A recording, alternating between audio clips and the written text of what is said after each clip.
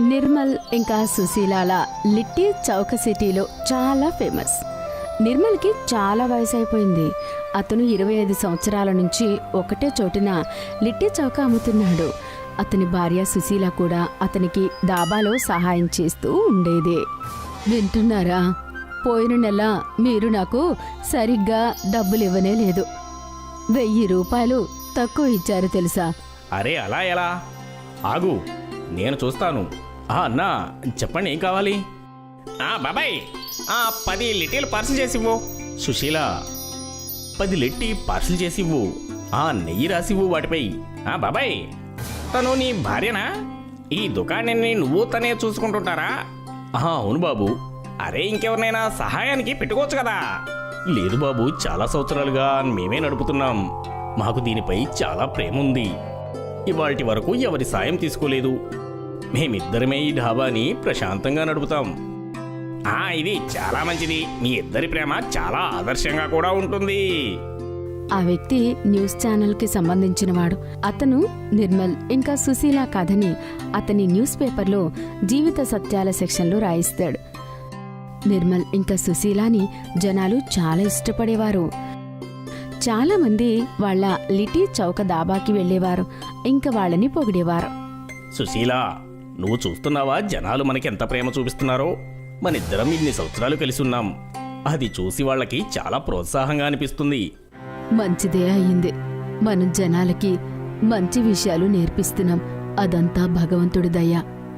నేను కృష్ణ భగవంతుడి దగ్గరికి వెళ్తున్నాను. ఆయనకి ప్రసాదం పెట్టి ధన్యవాదాలు చెప్పడానికి. ఎందుకంటే ఆ కృష్ణ భగవానుడు నాకు మీ అంత మంచి భాగస్వామిని ఇచ్చినందుకు. నేను భగవంతుడికి రోజు ధన్యవాదాలు చెప్పుకుంటాను. నీలాంటి భార్య నాకు దొరికినందుకు. నేను ఖచ్చితంగా పోయిన జన్మలో ఎంతో పుణ్యం చేసుకుని ఉంటా. నాకు కూడా అలాగే అనిపిస్తుంది. నీకు చాలా ధన్యవాదాలు. నా ప్రతి అడుగులోనూ కూడా నువ్వు తోడుంటున్నావు. మీకు కూడా ధన్యవాదాలు. ఇప్పుడు నేను వెళ్తాను. త్వరగా తిరిగి వస్తాను. వచ్చిన తర్వాత మీకిష్టమైన దహీ వడ చేస్తాను. సరే వెళ్ళు. నేనప్పటి వరకు డాబా తెరిచుంచుతాను. జై శ్రీకృష్ణ. జై శ్రీకృష్ణ. సుశీల గుడివైపు వెళ్తూ ఉంటుంది. నిర్మల్ అతని దాబా తెరుస్తాడు. మధ్యాహ్నం అవుతుంది. కానీ సుశీల తిరిగి రాలేదు. నిర్మల్ కంగారు పడుతూ ఉంటాడు. చాలా ఆలస్యమైంది. ఇప్పటి వరకు అయితే సుశీల కృష్ణా గుడికి వెళ్ళి ఇంకా తిరిగి వచ్చేయాలి కదా. ఎక్కడుందో అర్థం కావడం లేదు. ఎవరినైనా అడిగి చూస్తాను.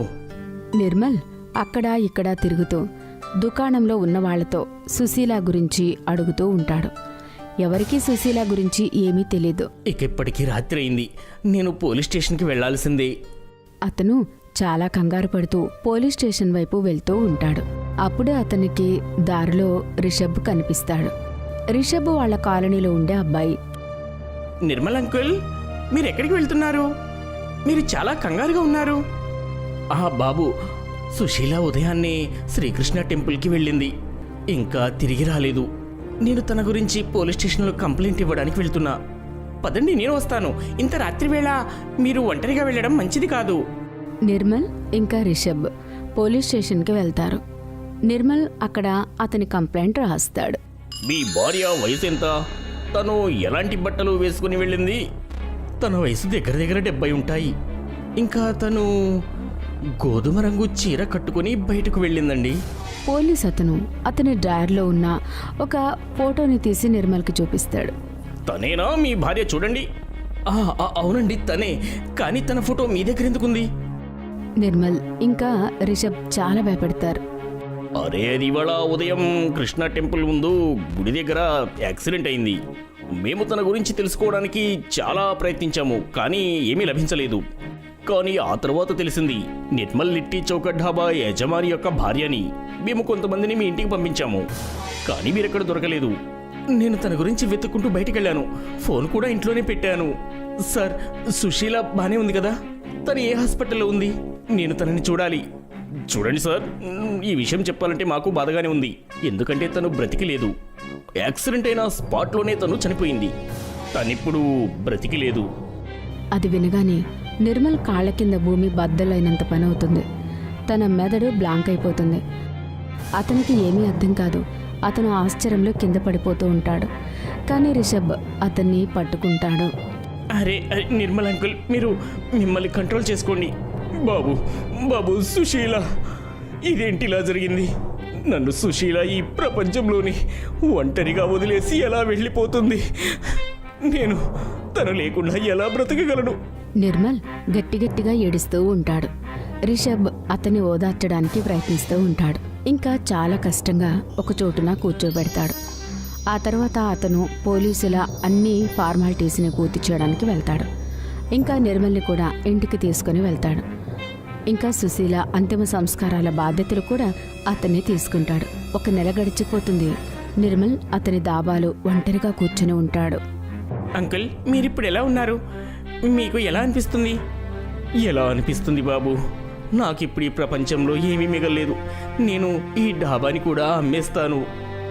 ఈ దుకాణంలో కూర్చుంటే సుశీల ఇంకా గుర్తొస్తుంది నాకు. ఇంకా నేను కూడా ఇలా ఒంటరిగా కూర్చొని చావు కోసం ఎదురు చూస్తున్నా. ఎందుకంటే నేను త్వరగా సుశీల దగ్గరికి వెళ్ళాలి. అలా అనగానే నిర్మల్ కళ్ళలో నుంచి నీళ్లు వస్తూ ఉంటాయి. రిషబ్ అతని దగ్గర కూర్చుని ఇలా అంటాడు. అంకుల్, మీరు అలా ఎందుకు అనుకుంటున్నారు? ఈ దాబా మన ఊర్లోనే చాలా ఫేమస్, తెలుసా మీకు? ఎన్ని జ్ఞాపకాలున్నాయి దీంతో అందరికీ. దీన్ని నమ్మకండి. నేను ఉన్నాను కదా ఇక్కడ. నాకు కూడా ఈ ప్రపంచంలో ఎవ్వరూ లేరు. నేను కూడా ఉండి దీన్ని చూసుకుంటాను.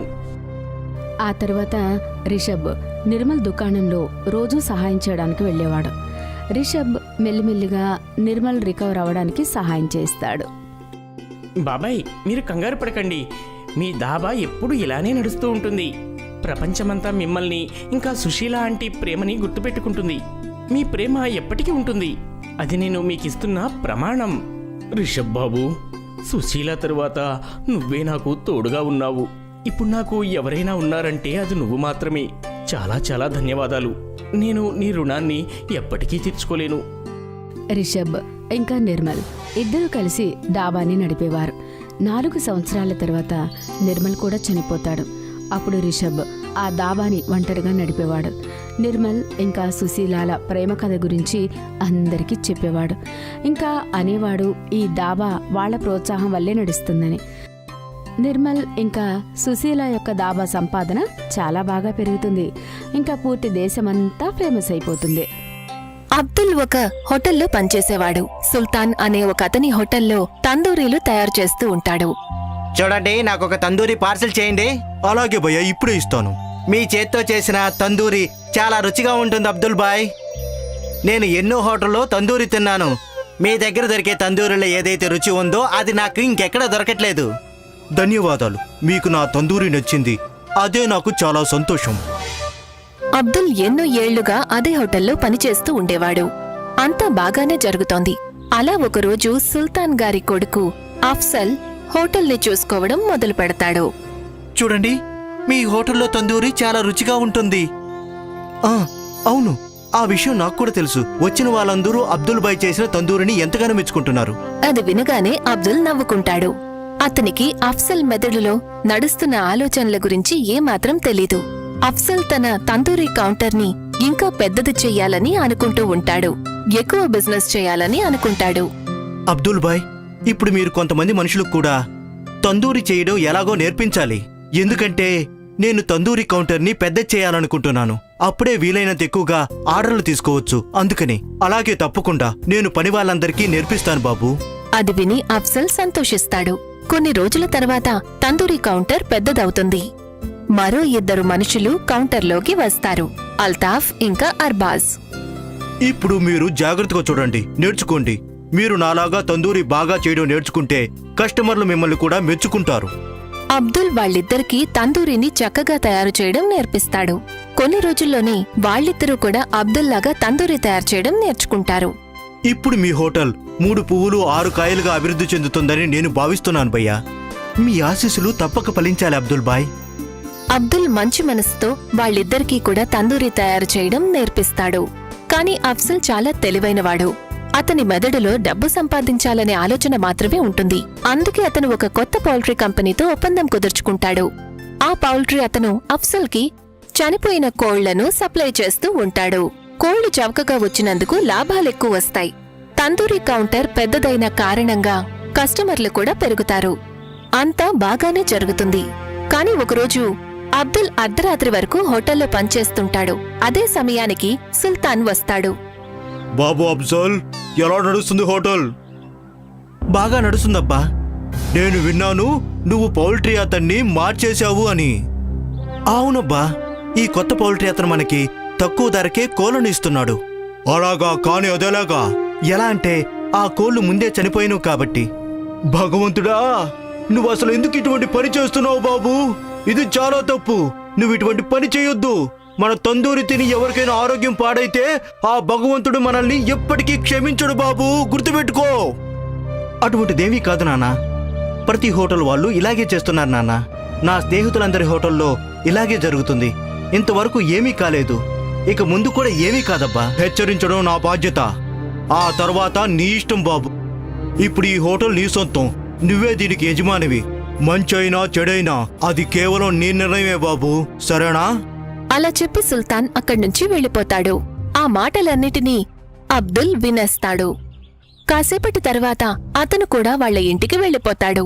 రాత్రంతా కూర్చుని అబ్దుల్ ఆ విషయం గురించి ఆలోచిస్తూ ఉంటాడు.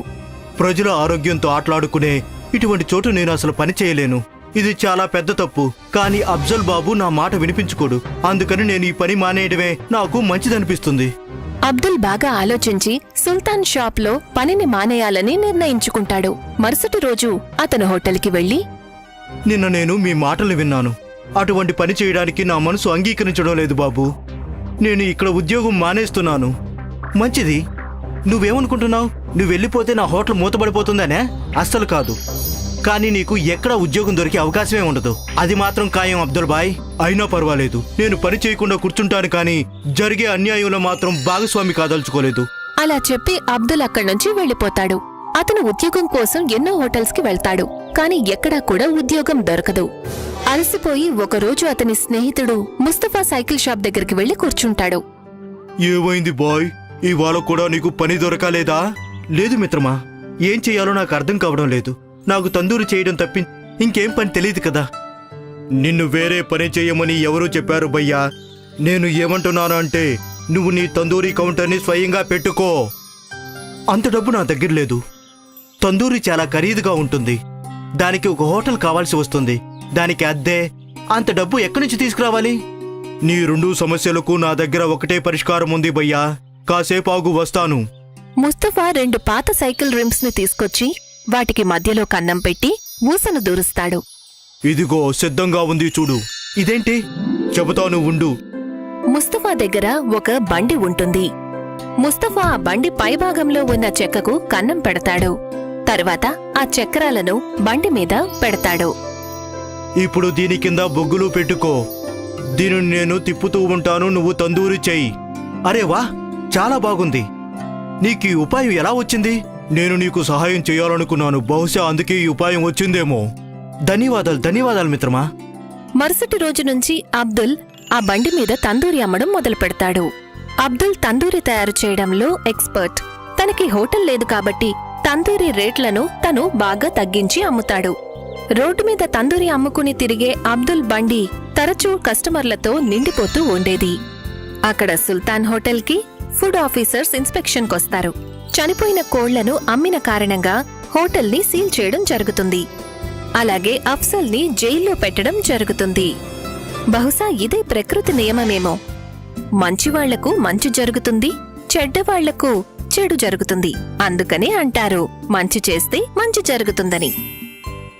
అబ్దుల్ ఒక హోటల్లో పనిచేసేవాడు. సుల్తాన్ అనే ఒక అతని హోటల్లో తందూరీలు తయారు చేస్తూ ఉంటాడు. చూడండి, నాకు ఒక తందూరి పార్సిల్ చేయండి. అలాగే భయ్యా, ఇప్పుడే ఇస్తాను. మీ చేత్తో చేసిన తందూరి చాలా రుచిగా ఉంటుంది అబ్దుల్ బాయ్. నేను ఎన్నో హోటల్లో తందూరి తిన్నాను.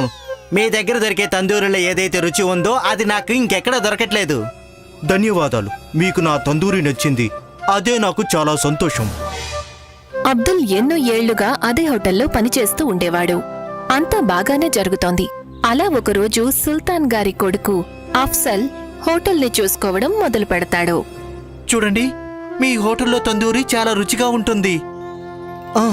అవును, ఆ విషయం నాకు కూడా తెలుసు. వచ్చిన వాళ్ళందరూ అబ్దుల్ భాయ్ చేసిన తందూరిని ఎంతగానో మెచ్చుకుంటున్నారు.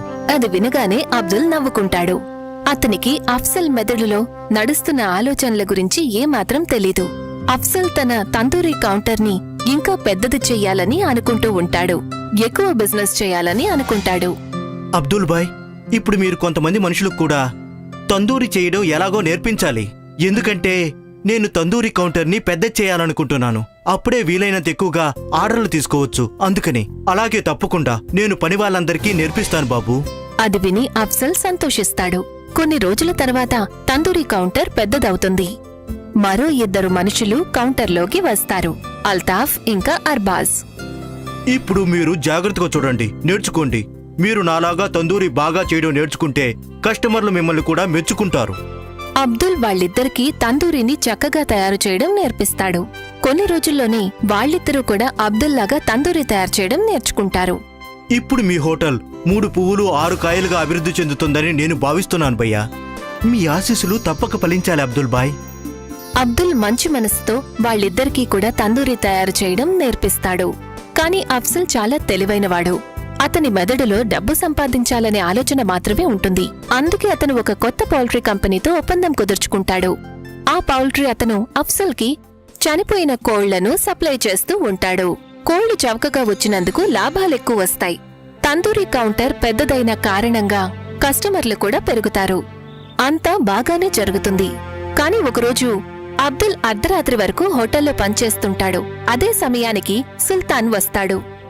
బాబు అఫ్జల్, ఎలా నడుస్తుంది హోటల్? బాగా నడుస్తుందబ్బా. నేను విన్నాను నువ్వు పౌల్ట్రీ అతన్ని మార్చేశావు అని. అవునబ్బా, ఈ కొత్త పౌల్ట్రీ అతను మనకి తక్కువ ధరకే కోళ్లను ఇస్తున్నాడు. అలాగా? కాని అదేలాగా? ఎలా అంటే ఆ కోళ్లు ముందే చనిపోయినవు కాబట్టి.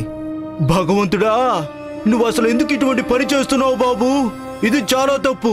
నువ్వు ఇటువంటి పని చేయొద్దు. మన తందూరి తిని ఎవరికైనా ఆరోగ్యం పాడైతే ఆ భగవంతుడు మనల్ని ఎప్పటికీ క్షమించడు బాబు, గుర్తుపెట్టుకో. అటువంటిదేమీ కాదు నాన్న. ప్రతి హోటల్ వాళ్ళు ఇలాగే చేస్తున్నారు నాన్న. నా స్నేహితులందరి హోటల్లో ఇలాగే జరుగుతుంది. ఇంతవరకు ఏమీ కాలేదు. ఇక ముందు కూడా ఏమీ కాదబ్బా. హెచ్చరించడం నా బాధ్యత. ఆ తర్వాత నీ ఇష్టం బాబు. ఇప్పుడు ఈ హోటల్ నీ సొంతం. నువ్వే దీనికి యజమానివి. మంచైనా చెడైనా అది కేవలం నీ నిర్ణయమే బాబు, సరేనా? అలా చెప్పి సుల్తాన్ అక్కడ్నుంచి వెళ్ళిపోతాడు. ఆ మాటలన్నిటినీ అబ్దుల్ వినేస్తాడు. కాసేపటి తర్వాత అతను కూడా వాళ్ళ ఇంటికి వెళ్ళిపోతాడు. రాత్రంతా కూర్చుని అబ్దుల్ ఆ విషయం గురించి ఆలోచిస్తూ ఉంటాడు. ప్రజల ఆరోగ్యంతో ఆటలాడుకునే ఇటువంటి చోటు నేను అసలు పని చేయలేను. ఇది చాలా పెద్ద తప్పు. కానీ అఫ్జల్ బాబు నా మాట వినిపించుకోడు. అందుకని నేను ఈ పని మానేయడమే నాకు మంచిదనిపిస్తుంది. అబ్దుల్ బాగా ఆలోచించి సుల్తాన్ షాప్లో పనిని మానేయాలని నిర్ణయించుకుంటాడు. మరుసటి రోజు అతను హోటల్కి వెళ్లి, నిన్న నేను మీ మాటలు విన్నాను. అటువంటి పని చేయడానికి నా మనసు అంగీకరించడం లేదు బాబు. నేను ఇక్కడ ఉద్యోగం మానేస్తున్నాను. మంచిది. నువ్వేమనుకుంటున్నావు? నువ్వు వెళ్ళిపోతే నా హోటల్ మూతపడిపోతుందనే? అస్సలు కాదు. కానీ నీకు ఎక్కడా ఉద్యోగం దొరికే అవకాశమే ఉండదు. అది మాత్రం ఖాయం అబ్దుల్ భాయ్. అయినా పర్వాలేదు, నేను పని చేయకుండా కూర్చుంటాను. కానీ జరిగే అన్యాయంలో మాత్రం భాగస్వామి కాదలుచుకోలేదు. అలా చెప్పి అబ్దుల్ అక్కడ్నుంచి వెళ్ళిపోతాడు. అతను ఉద్యోగం కోసం ఎన్నో హోటల్స్కి వెళ్తాడు. కాని ఎక్కడా కూడా ఉద్యోగం దొరకదు. అలసిపోయి ఒకరోజు అతని స్నేహితుడు ముస్తఫా సైకిల్ షాప్ దగ్గరికి వెళ్లి కూర్చుంటాడు. ఏమైంది బాయ్? ఇవాళ కూడా నీకు పని దొరకలేదా? లేదు మిత్రమా, ఏం చెయ్యాలో నాకు అర్థం కావడం లేదు. నాకు తందూరి చేయడం తప్పి ఇంకేం పని తెలియదు కదా. నిన్ను వేరే పని చేయమని ఎవరూ చెప్పారు భయ్యా. నేను ఏమంటున్నాను అంటే నువ్వు నీ తందూరి కౌంటర్ని స్వయంగా పెట్టుకో. అంత డబ్బు నా దగ్గర లేదు. తందూరి చాలా ఖరీదుగా ఉంటుంది. దానికి ఒక హోటల్ కావాల్సి వస్తుంది. దానికి అద్దె, అంత డబ్బు ఎక్కడి నుంచి తీసుకురావాలి? నీ 2 సమస్యలకు నా దగ్గర ఒకటే పరిష్కారం ఉంది భయ్యా. కాసేపు ఆగు, వస్తాను. ముస్తఫా 2 పాత సైకిల్ రిమ్స్ ని తీసుకొచ్చి వాటికి మధ్యలో కన్నం పెట్టి ఊసను దూరుస్తాడు. ఇదిగో సిద్ధంగా ఉంది చూడు. ఇదేంటి? చెబుతాను ఉండు. ముస్తఫా దగ్గర ఒక బండి ఉంటుంది. ముస్తఫా ఆ బండి పైభాగంలో ఉన్న చెక్కకు కన్నం పెడతాడు. తర్వాత ఆ చక్రాలను బండి మీద పెడతాడు. ఇప్పుడు దీని కింద బొగ్గులు పెట్టుకో. దీనిని నేను తిప్పుతూ ఉంటాను, నువ్వు తందూరి చెయ్యి. అరే వా, చాలా బాగుంది. నీకు ఈ ఉపాయం ఎలా వచ్చింది? నేను నీకు సహాయం చేయాలనుకున్నాను. బహుశా అందుకే ఈ ఉపాయం వచ్చిందేమో. ధన్యవాదాలు ధన్యవాదాలు మిత్రమా.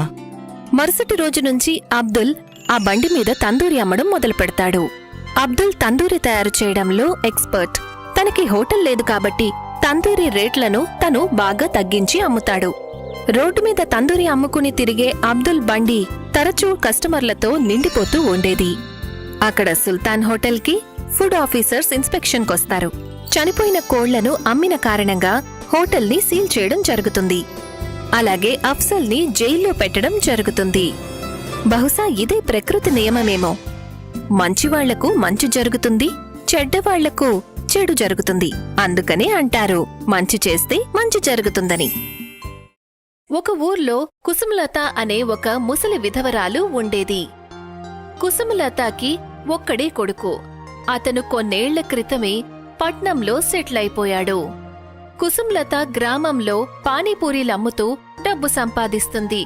అలాగే ఒకరోజు కుసుమలత పానీపూరి అమ్ముతూ ఉంటుంది. అంతలో అదే ఊరికి చెందిన ఒక వ్యక్తి ప్రేమ్పాల్ అక్కడికి వస్తాడు. ఎలా ఉన్నావమ్మా? అంతా భగవంతుడి దయబాబు. ఈ మధ్య చూస్తున్నాను నీ పానీపూరి చాలా తక్కువగా అమ్ముడుపోతుంది. ఇంతకు ముందు కంటే అయితే తగ్గింది. కానీ నాకు ఈ మాత్రం వ్యాపారం అయినా నా కడుపు నేను నింపుకోగలుగుతాను. ఇప్పుడు మీ ఇంట్లో నువ్వు తప్ప ఎవరూ లేరు కదా. ఒక కొడుకున్నాడు. అతను కూడా నిన్ను వదిలి పట్టణానికి వెళ్ళిపోయాడు. ఈ వయసులో నువ్వు ఎంత తింటావులే. నువ్విక్కడికి ఏదైనా పని మీద వచ్చావా ప్రేమ్పాల్? చూడండమ్మా, నాకైతే మీ పానీపూరి ఏ మాత్రం నచ్చదు. వాటిలో రుచి అనేది ఏ మాత్రమూ ఉండదు. ఒక్కొక్కరి ఇష్టం ఒక్కొక్కలా ఉంటుంది. కొంతమందికి నా చేత్తో చేసిన పానీపూరి ఎంతో బాగా నచ్చుతుంది. అమ్మా, నేనిక్కడికి ఏమి చెప్పడానికి వచ్చాను అంటే, రేపటి నుంచి మీ బండి పక్కన మరొక బండి ఉంటుంది. నాకు నువ్వు చెప్పేది అర్థం కావట్లేదు ప్రేమ్పాల్. పట్నం నుంచి మా మేనల్లుడు అర్జు పానీపూరి రెసిపీ నేర్చుకొని వచ్చాడు. రేపటి నుంచి తను మీ బండి పక్కనే బండి పెడతాడు. మీరు అతన్ని చూసి గొడవ పెట్టడం మొదలు పెట్టకండి. అందుకని నేను ముందే చెప్పడానికి వచ్చాను. నేను అతన్ని చూసి ఎందుకు గొడవ చేస్తాను? ఎవరికి ఏమివ్వాలో భగవంతుడికి తెలుసు. నా తలరాతలో ఏదైతే రాసుందో అది నాకు తప్పకుండా దక్కుతుంది. కుసుమలత మాటలు విని ప్రేమ్పాల్ నవ్వుతూ అక్కడ్నుంచి వెళ్ళిపోతాడు. ప్రేమ్పాల్ తన ఇంటి తలుపు దగ్గరికి చేరుకుంటాడు. అప్పుడే తలుపు దగ్గర ఊరి సర్పంచ్ అతనికి కనిపిస్తాడు. ఏంటి సర్పంచ్ గారు, అంత ముఖ్యమైన పనేమొచ్చింది? ఇవాళ మీరు మా ఇంటి దాకా వచ్చారు? నువ్వు ఇంకా కుసుమలత మాట్లాడుకోవడం నేను చాలాసేపటి నుంచి వింటూ ఉన్నాను. అయితే మీరు ఏం చెప్పాలనుకుంటున్నారు? నీకు తెలుసు కదా, నేను ఎప్పట్లాగానే నీ సైడే ఉంటాను. నేను మీ నుండి ఇదే ఆశించాను సర్పంచ్ గారు. విషయం అది కాదు ప్రేమ్పాల్. విషయం ఏంటంటే, ఒకవేళ కుసుమలత సాయం కోసం నా దగ్గరకు వచ్చింది అంటే అప్పుడు నేను ఆవిడికి కాదని చెప్పలేను. నేను వేరే దారి లేక నీ మేనల్లుడు అర్జుని అక్కడి నుంచి బండి తీయమని చెప్పాల్సి ఉంటుంది. ఎందుకంటే కుసుమలత గత 20 ఏళ్ల నుంచి అక్కడే బండి పెట్టుకుంటుంది. అయితే నాకు ఇంతవరకు అర్థం కాని విషయం ఏమిటంటే, మీరు ఎవరి సైడ్ ఉన్నారు? నా వైపా లేక ముసలావిడ వైపా? నేనెప్పుడూ నీ వైపే ఉంటాను. కాకపోతే నేను నీకు ఏం చెప్పడానికి వచ్చాను అంటే, ఎప్పటిలాగా ఈసారి కూడా ఎన్నికల్లో నన్ను గెలిపించాలి. ఎన్నికల్లో సగం ఖర్చు నువ్వు పెట్టుకోవాలి. మీరు దీని గురించి అడగాలా ఏంటి? నేను మీకు మాటిస్తున్నాను, ఈసారి సర్పంచ్ ఎన్నికల్లో సగం ఖర్చు నేను పెట్టుకుంటాను. సర్పంచ్ సంతోషంగా అక్కడ్నుంచి వెళ్ళిపోతారు. మరుసటి రోజు అర్జున్ కుసుమలత బండి పక్కన బండి పెట్టి నిలబడతాడు. అర్జున్ తన బండిని చాలా చక్కగా అలంకరిస్తాడు. ఒక వ్యక్తి అర్జున్ దగ్గరికి వస్తాడు. ఇదిగో బాబు, ఈ బండిలో నువ్వేమేం అమ్ముతున్నావు? ఇది పట్నం నుంచి తెచ్చిన పానీపూరి. తింటే మీకు చాలా నచ్చుతుంది. పానీపూరి అయితే మా ఊర్లో ఉన్న కుసుమలత గారు కూడా చేస్తారు. కానీ అది చాలా విచిత్రంగా అనిపిస్తుంది. ఇది పట్నంలో కొత్త రెసిపీతో తయారు చేసే పానీపూరి. ఒక్కసారి గనక తిన్నారంటే మాటి మాటికి ఎక్కడికే వస్తారు. అయితే తొందరగా ఒక ప్లేట్ పానీపూరి తయారు చేసివ్వు. అర్జున్ ఆ వ్యక్తికి పానీపూరి పెట్టి ఇస్తాడు. అది ఆ వ్యక్తికి చాలా బాగా నచ్చుతుంది. అతను పానీపూరి తిని అక్కడ్నుంచి వెళ్లబోతుంటాడు. అంతలో అర్జు ఆ వ్యక్తితో, ఒక్క నిమిషం ఆగండి. మీకు నా పానీపూరి నచ్చిందో నచ్చలేదో ఒక మాట కూడా చెప్పలేదు. రుచిగా ఉంది, చాలా బాగుంది. అయితే ఊళ్ళోకి వెళ్ళి అందరితో చెప్పండి. ఏమనంటే ఊళ్ళో వాళ్ళందరూ కూడా పానీపూరి నా దగ్గరే తినాలి అని. అంతేగాని ఆ ముసలావిడి దగ్గర మాత్రం కాదు. అజ్జు మాట విని ఆ వ్యక్తి నవ్వుతూ అక్కడ్నుంచి వెళ్ళిపోతాడు. కుసుమలత అజ్జు వైపు చూసి ఇలా అంటుంది, ఇది చాలా తప్పు బాబూ. నువ్వు పానీపూరి బాగానే చేసుండొచ్చు, అందులో అనుమానం లేదు. కానీ నీకు నా పానీపూరి బావుండదనే అధికారం మాత్రం లేదు. నాకు తెలుసు నువ్వు తప్పకుండా నాతో గొడవ పడతావు అని. ప్రేంపాల్ మామయ్య నాకు అంతా చెప్పారు. నేను నీతో గొడవ పడ్డం లేదు. నువ్వూర్లో నీ పానీపూరి గురించి గొప్పగా చెప్పాలనుకుంటున్నావు. నా పానీపూరి గురించి తప్పుగా అంటున్నావు. నేను ఖచ్చితంగా మీ గురించి, పానీపూరి గురించి తప్పుగానే చెబుతాను. మీరేం చేస్తారో చేసుకోండి. ఆ రోజు తర్వాత ఎవరూ కూడా పొరపాటున కుసుమలత బండి దగ్గరికి వచ్చినా అతను వెంటనే తన చేత్తో తయారు చేసిన పానీపూరి ఉచితంగా ఇచ్చేవాడు. ఆ వ్యక్తికి అజ్జు తయారు చేసిన పానీపూరి బాగా నచ్చుతుంది. నెమ్మది నెమ్మదిగా అజ్జు కుసుమలత కస్టమర్లందర్నీ కూడా లాగేసుకుంటాడు. కుసుమలత వేరే దారి లేక సర్పంచ్ ఇంటికి వెళ్తుంది. ఏంటి కుసుమలత గారు, ఇవాళ మీకు ఊరు సర్పంచ్ గారు గుర్తొచ్చారు? మీరు ఎలా మాట్లాడుతున్నారు అంటే ఏదో మీకసలు ఏమీ తెలీదన్నట్టు. ఇది చాలా చిన్న ఊరు. ఎవరైనా తుమ్మినా కూడా మొత్తం ఊర్లో వాళ్ళందరికీ తెలిసిపోతుంది. నాకు తెలుసు నువ్వు ఖచ్చితంగా ప్రేంపాల్ మేనల్లుడు అర్జు గురించి కంప్లైంట్ చేయడానికే వచ్చావని. కానీ ఏ చెట్టు కింద అయితే నువ్వు బండి పెట్టుకుని నిలబెడతావో ఆ చోటు నీది కాదు, ఊరిది. ఇక అక్కడ ప్రతి ఒక్కరికి బండి పెట్టుకునే అధికారం ఉంటుంది. మీరు నన్ను తప్పుగా అనుకుంటున్నారు సర్పంచ్ గారు. నేను అజ్జు బండి పెట్టడం వల్ల ఫిర్యాదు చేయడానికి రాలేదు. కానీ అతను నా కస్టమర్లను లాగేసుకుంటున్నాడు. నేను తయారు చేసే పానీపూరి గురించి అందరికీ తప్పుగా చెప్తున్నాడు. అది మాత్రమే తప్పు. అయితే నిన్నెవరు ఆపుతున్నారు కుసుమలత? నువ్వు కూడా అతని గురించి తప్పుగా చెప్పు. అతను ఉచితంగా కస్టమర్లకు పానీపూరీలు ఇస్తే నువ్వు కూడా ఇవ్వు. మీ ఇద్దరి మధ్య ఉన్న గొడవని ఇక్కడ దాకా తీసుకురావద్దు. ఇక నువ్వు వెళ్ళొచ్చు. కుసుమలత నిరాశ చెంది అక్కడ్నుంచి వెళ్లిపోతుంది. కుసుమలత పానీపూరి చాలా బాగా చేస్తుంది. కానీ ఇప్పుడు ఊర్లోని ఏ వ్యక్తి కూడా తన పానీపూరి వైపు కన్నెత్తి కూడా చూడరు.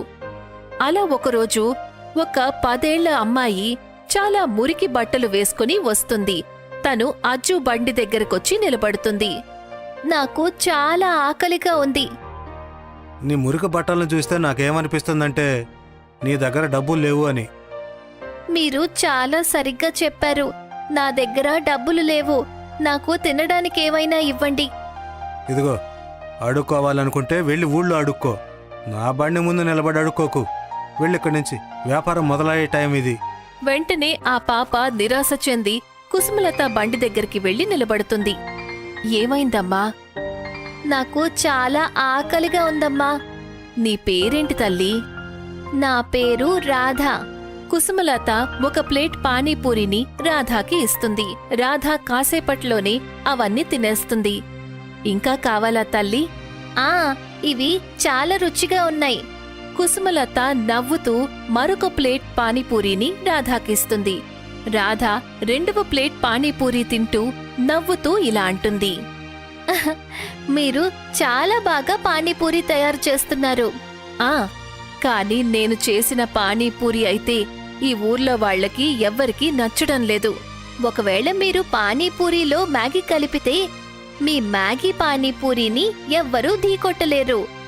దాన్ని ఎవరు తిన్నా సరే వాళ్ళు ఆ రుచిని ఎప్పటికీ మర్చిపోలేరు. అమ్మా రాధా, నేను పల్లెటూరు మొద్దుని. మా కాలంలో అయితే మ్యాగీ గురించి అసలు ఎవ్వరికీ తెలీదు. నేనెలా తయారు చేస్తాను? మీరేమీ కంగారు పడకండి. రేపు ఉదయం 5ంటికి నేను మీ ఇంటికొస్తాను. నేను మీకు ఎలా చెయ్యాలో మొత్తం నేర్పిస్తాను. ఆ మాట చెప్పి రాధ అక్కడ్నుంచి వెళ్ళిపోతుంది. కుసుమలత తన మాటలని పట్టించుకోలేదు. ఉదయం 5 గంటలకి కుసుమలత నిద్రలేస్తుంది. కుసుమలత అప్పుడే నిద్రలేస్తుంది. అంతలో తన ఇంటి తలుపుని ఎవరో కొడతారు. ఇంత పొద్దున్నే ఎవరొచ్చుంటారు? వెళ్ళి చూస్తాను. కుసుమలత ఎప్పుడైతే తలుపు తెరుస్తుందో అప్పుడు తన ముందు రాధ నిలబడి ఉంటుంది. తన చేతిలో ఒక చిన్న మెషీన్ ఉంటుంది.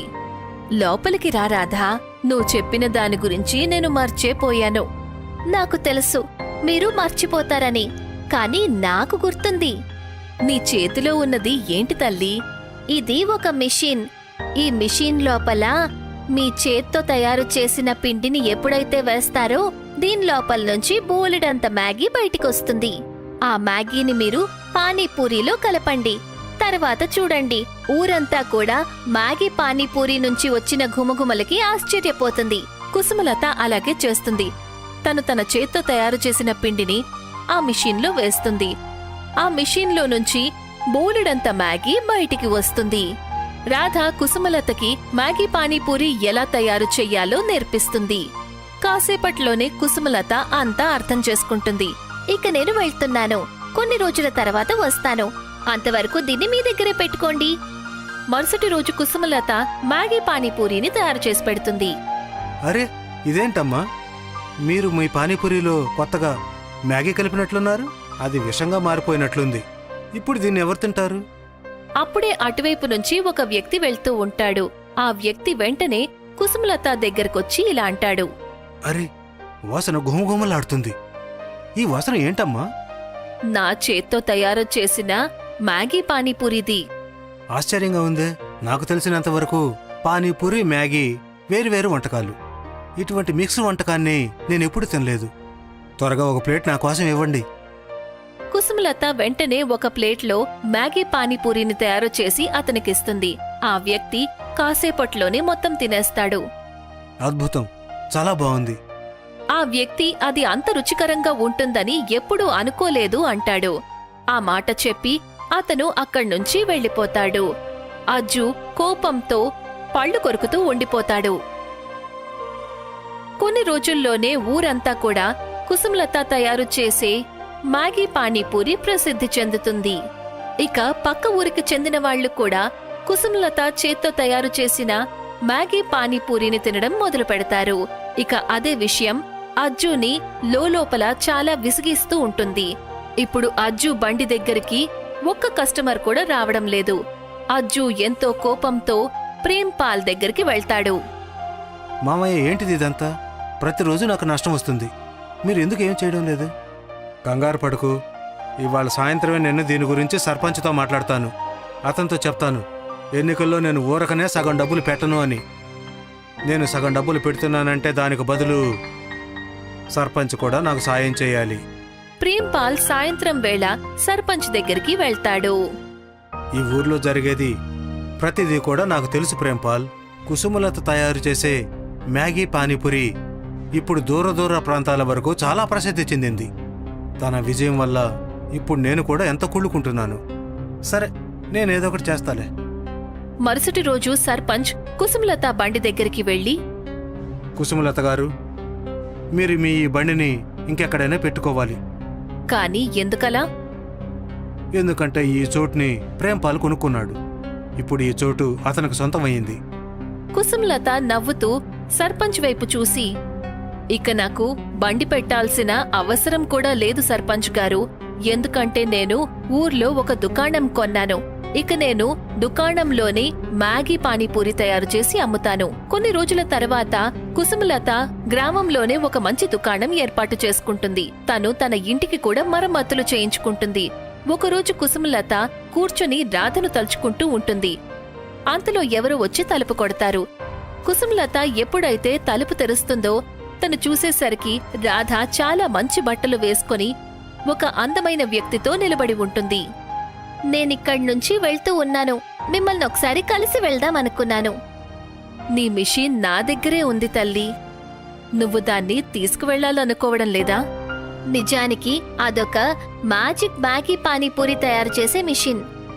నాకేం అర్థం కాలేదు. మేము ఈ ప్రపంచానికి చెందిన వాళ్ళం కాదు. ఇంకా చెప్పాలి అంటే మేము మాయా ప్రపంచానికి చెందిన వాళ్ళం. ఈయన నా తండ్రి. మేము తరచూ మీకు అవమానం జరగడం చూస్తూ ఉన్నాం. అది మాకు ఏమాత్రం నచ్చలేదు. నేను మా నాన్నగారు చెప్పినందుకే ఈ మిషన్ని మీకివ్వడానికొచ్చాను. ఇక నుంచి ఈ మిషన్ మీ సొంతం. నేను మిమ్మల్ని కలవడానికి వస్తూ ఉంటాను. ఆ మాట చెప్పి రాధ తన తండ్రితో పాటు అక్కడ్నుంచి వెళ్ళిపోతుంది. కుసుమలత నవ్వుతూ తలుపులు మూసేస్తుంది. కుసుమలత ఇవాల్టికి ఆ మ్యాజిక్ మిషన్లో నుంచి మాయా మ్యాగీ పానీపూరిని తయారు చేస్తుంది.